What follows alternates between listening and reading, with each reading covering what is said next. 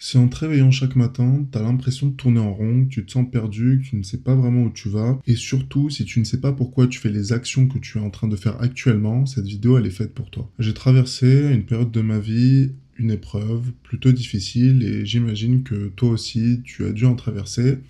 Et lors de ces périodes un peu plus difficiles que les autres, tu te poses parfois certaines questions, et moi je me posais la question de quelle est ma mission? Quel est mon but? Qu'est-ce que je veux vraiment? Qu'est-ce que je veux vraiment accomplir dans cette vie? Souvent, tu réalises que la vie, elle est courte et tu te demandes quel est mon véritable but dans la vie. Aujourd'hui, je vais t'aider à répondre à toutes ces questions, pas avec du jargon dev perso, mindset, même si parfois ça fait du bien de se prendre un petit coup de boost, mais plutôt avec une méthode étape par étape, concrète et applicable dès aujourd'hui. Dans cette vidéo, je vais te révéler les 6 étapes qui m'ont permis de trouver une mission, de trouver un but et qui vont te le permettre également si tu les suis. La première étape, ça va être de comprendre ce que tu veux vraiment au fond de toi. Et spoiler, tous les humains veulent plus ou moins la même chose. On veut tous la même chose.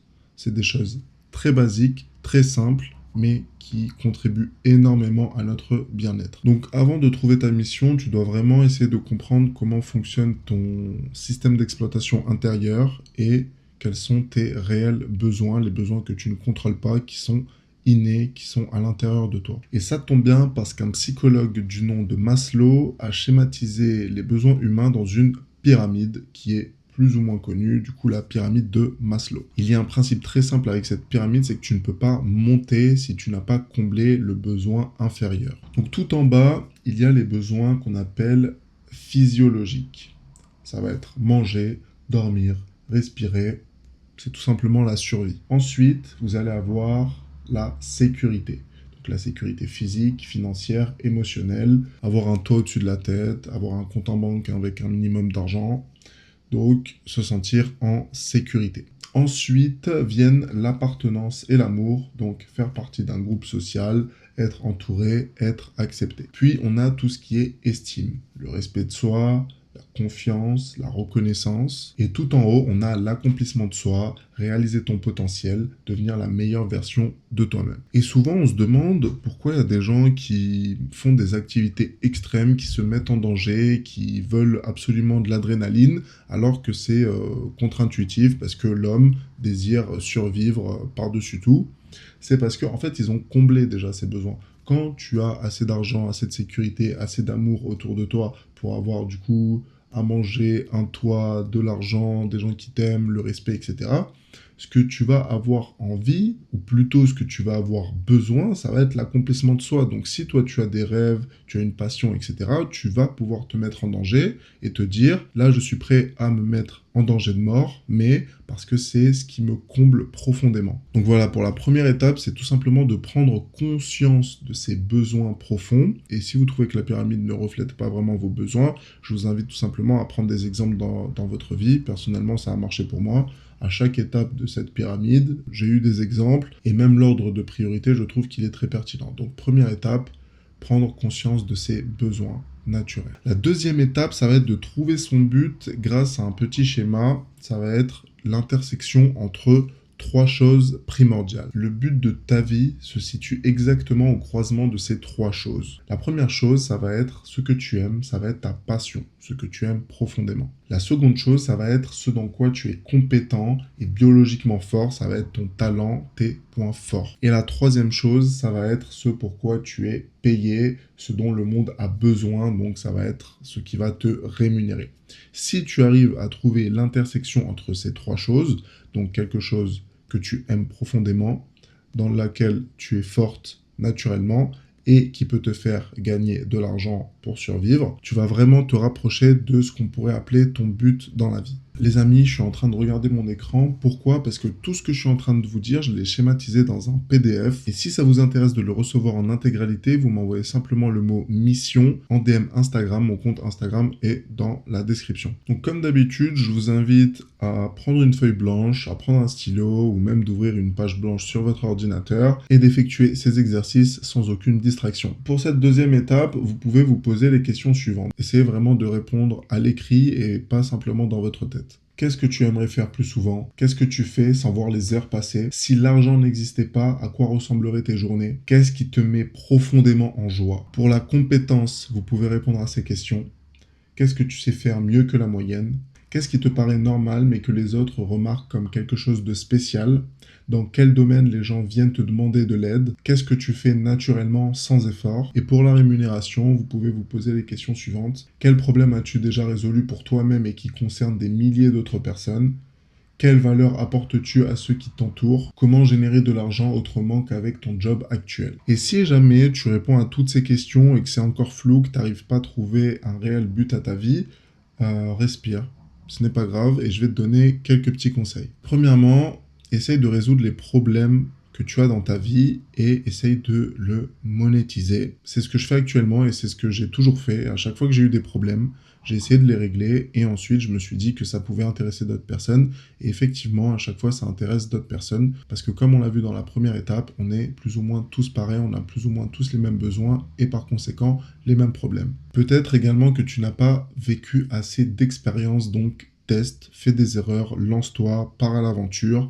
Essaye vraiment de vivre un maximum d'expériences possibles, surtout si tu es jeune. C'est également ce que j'ai fait quelques voyages, je suis parti à l'aventure, j'ai testé de nouvelles activités, et à chaque fois ça m'a apporté que du positif, que des connaissances, que des bons souvenirs, et même si parfois j'échouais ou j'étais dans l'erreur, tu arrives toujours à en tirer un enseignement. Donc ça reste toujours positif. Et dernier petit conseil, surtout ne panique pas, prends ton temps, respire, parce que le but d'une vie ne va pas se trouver dans une vidéo de 10, 15, 20 minutes.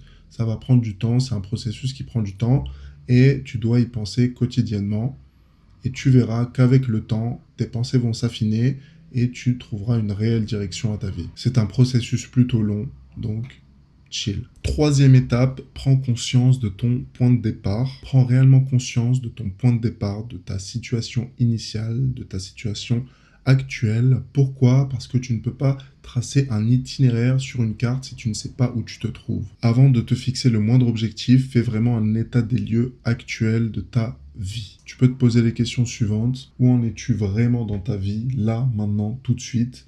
Quelles ressources as-tu déjà à ta disposition? Que ce soit de l'argent, du temps, des contacts, tes ressources physiques, également ton capital santé. Qu'est-ce que tu veux changer en priorité? Et le mot priorité est très important parce qu'on veut tous s'améliorer sur plein de domaines, mais il y a des choix à faire. On n'a pas un temps infini, donc il faut consacrer son temps à ce qui nous semble prioritaire. Cette étape, généralement, elle fait plutôt mal parce qu'elle t'oblige à regarder la réalité telle qu'elle est. Et souvent, elle n'est pas ouf. L'étape numéro 4, ça va être de fixer tes objectifs sur 3 niveaux différents. Le but de tout organisme vivant, c'est de perdurer, de se reproduire et de survivre. Et pour bien survivre dans le monde actuel, dans le monde moderne, il faut essayer d'accumuler des ressources, qu'elles soient financières, physiques, mentales, culturelles, relationnel, car un humain complet, il va essayer de se construire sur tous ses plans. Et pour réussir à croître dans tous ces plans, il faut se fixer des objectifs.